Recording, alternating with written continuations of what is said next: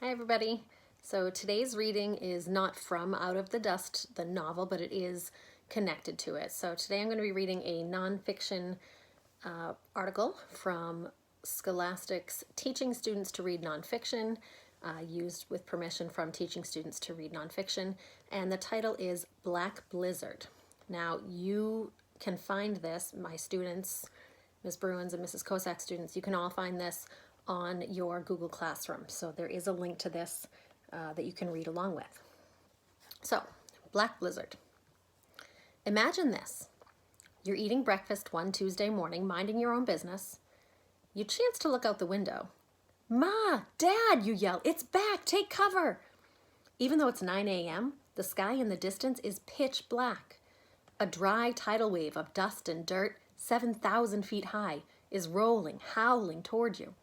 Your parents race to cram wet towels into the spaces under the doors and windows as the huge black cloud rumbles closer. It's an eerie sight. In front of the cloud, birds fly and rabbits run, terrified. Soon the cloud is here. The sky is pure black. The wind is screaming, pelting your tiny house with dirt. Your mom hands you a wet towel, which you put over your face, but you can still taste the dust, feel it with every breath, gritty between your teeth. You huddle in the middle of your room with your family, in total darkness, waiting for the storm to end. A natural disaster. In the mid-1930s, large areas of Oklahoma, Texas, Kansas, New Mexico, and Colorado were hit by hundreds of these storms.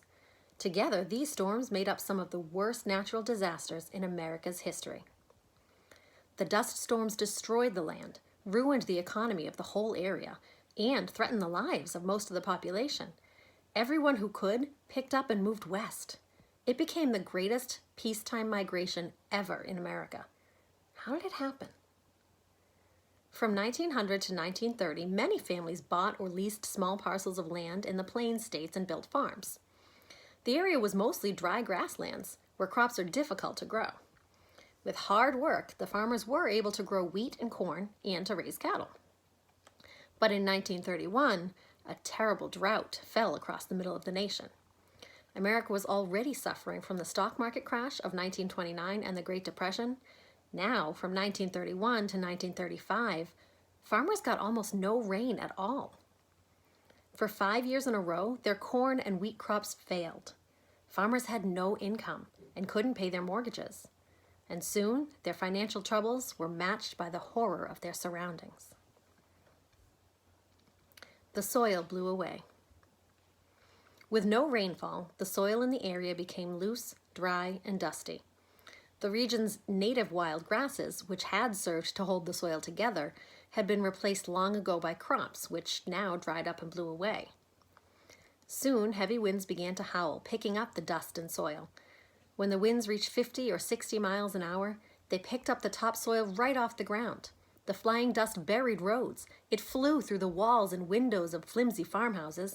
It killed cattle. It ruined engines of vehicles. Old people and children caught outside were suffocated.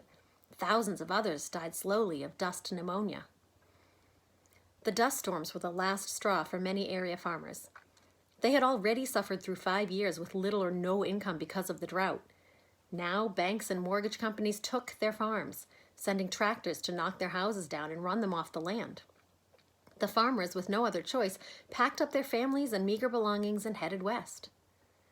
More than 1 million people migrated west from the Plains states during that time.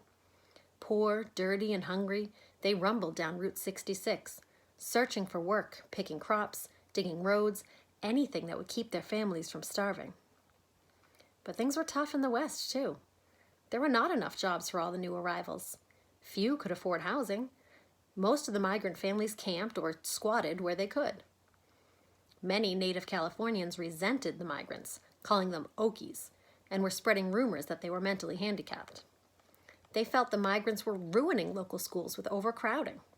Mobs of local men armed with clubs and axe handles raided the squatters' camps and tried to beat the migrants into leaving.